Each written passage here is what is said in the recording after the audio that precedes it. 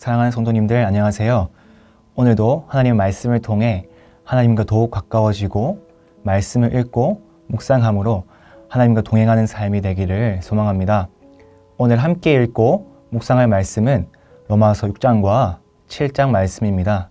로마서 6장과 7장은 어떤 내용을 담고 있는지 살펴보고 묵상 중에 주신 하나님의 마음과 은혜를 나누도록 하겠습니다.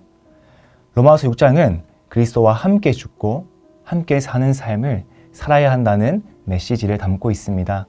1절부터 14절까지는 그리스도와 함께 연합하여 옛 사람은 죽고 새 생명 가운데 그리스도와 함께 살아가야 함을, 그리고 15절부터 23절까지는 죄의 종으로 살 것인지 아니면 하나님의 종으로 살 것인지를 다루고 있습니다. 이 말씀을 이해하기 위해서 복음을 먼저 묵상하기를 원합니다. 아담의 죄로 인해 사람은 죽을 수밖에 없는 존재가 되었지만 하나님께서는 크신 사랑으로 우리를 구원하셨습니다. 우리의 힘으로는 할 수 없기에 예수 그리스도의 십자가 죽음을 통해서만 구원이 가능했고 우리는 그 복음을 믿음으로 구원을 얻었습니다. 그래서 아담 안에 있던 우리가 이제는 예수 그리스도 안에서의 사람으로 살아가게 된 것입니다. 그렇다면 이제부터 죄를 짓지 않게 될까요? 죄를 짓지 않으려고 노력하지만 계속해서 넘어집니다. 교만하고 분노하고 음란하며 내가 주인이 되고 싶은 마음이 있습니다. 그러나 믿기 전과 달라진 것이 있다면 죄책감에 머무는 것이 아니라 예수님 안에서 예수님의 은혜로 인해 죄책감에서 벗어날 수 있다는 점입니다. 예수님의 보혈과 의를 힘입어서 우리는 죄를 피하고 이길 수 있습니다. 그러나 그렇다고 해서 계속 죄를 지어도 되는 것은 아닙니다. 6장 1절과 2절에서 바울은 분명히 말합니다. 그런즉 우리가 무슨 말을 하리요? 은혜를 더하게 하려고 죄에 거하겠느냐? 그럴 수 없느니라. 죄에 대하여 죽은 우리가 어찌 그 가운데 더 살리요? 죄가 많은 우리를 예수님의 은혜로 막아주십니다. 그래서 그 은혜가 넘치게 하려고 죄를 짓겠는가는 말입니다. 그러면 죄를 지으면 큰 은혜가 생긴다는 의미일까요? 결코 아니라는 말씀을 하는 것입니다. 그럴 수 없느니라. 죄에 대하여 죽은 우리가 어떻게 죄 가운데 더 살 수 있겠냐고 질문하는 것입니다. 그래서 구원받은 우리는 더 이상 죄 가운데에서 살아갈 수 없습니다. 세례를 통해서 그리스도의 죽음과 부활에 연합하여 옛 사람이 십자가에 못 박히고 새롭게 되는 것입니다. 그러므로 우리는 더 이상 죄의 지배를 받지 않고 죄의 도구가 아닌 의의 도구로 하나님께 드려야 합니다. 사랑하는 성도님들, 우리가 죄의 종이 될 것인가 아니면 하나님의 종이 될 것인가를 선택해야 합니다.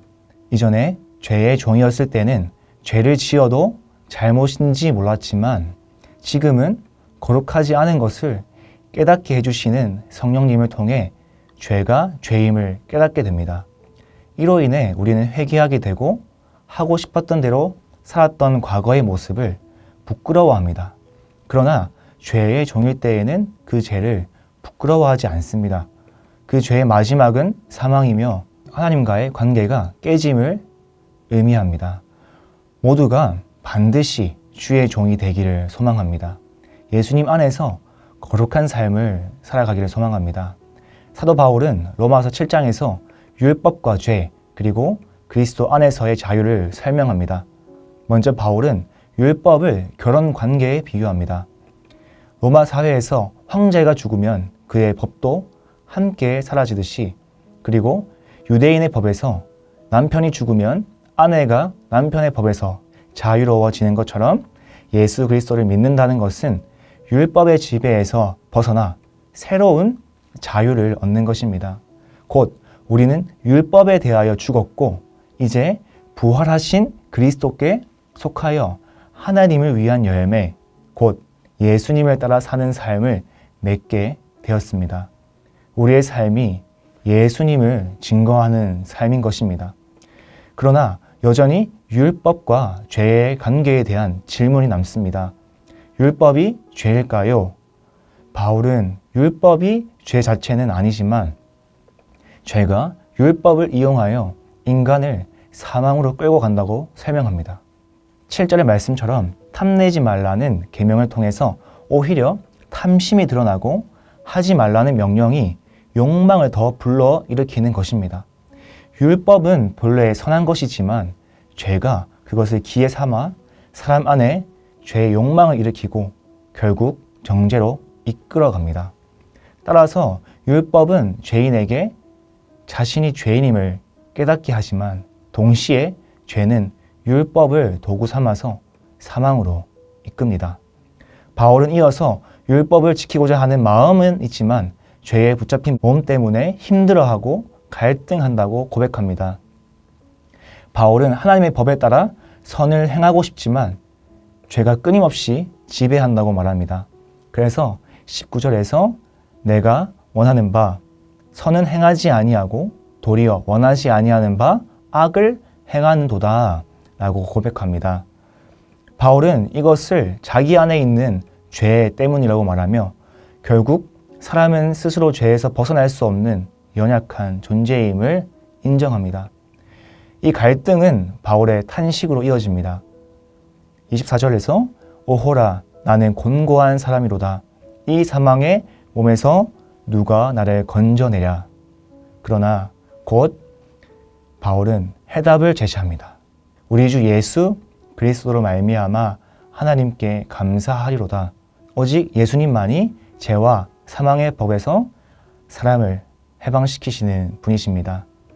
로마서 6장과 7장을 읽고 묵상하며 누린 은혜를 나누길 원합니다.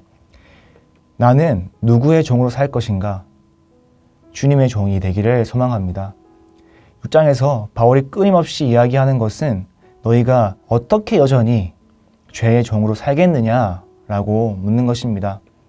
우리는 예수님의 크신 사랑을 경험하였고 예수님으로 말미암아 새 생명 얻었고 예수님과 연합하였는데 어떻게 죄의 종이 되겠느냐 말씀을 하는 것입니다. 6장 22절에서 23절 말씀입니다. 그러나 이제는 너희가 죄로부터 해방되고 하나님께 종이 되어 거룩함에 이르는 열매를 맺었으니 그 마지막은 영생이라. 죄의 삭은 사망이요 하나님의 은사는 그리스도 예수 우리 주 안에 있는 영생이니라. 주님의 은혜로 죄에서 해방된 우리는 이제 하나님께 종이 되어 거룩함의 열매를 맺고 그 길의 마지막은 영생입니다. 그러므로 우리의 소망은 오직 주님의 종으로 살아가는 것이며 주님 안에 거하는 삶입니다. 또한 오직 예수님으로만 우리가 죄를 이길 수 있습니다. 7장 24절에서 25절 말씀입니다. 오호라 나는 곤고한 사람이로다. 이 사망의 몸에서 누가 나를 건져내랴. 우리 주 예수 그리스도로 말미암아 하나님께 감사하리로다. 그런즉 내 자신이 마음으로는 하나님의 법을 육신으로는 죄의 법을 섬기노라.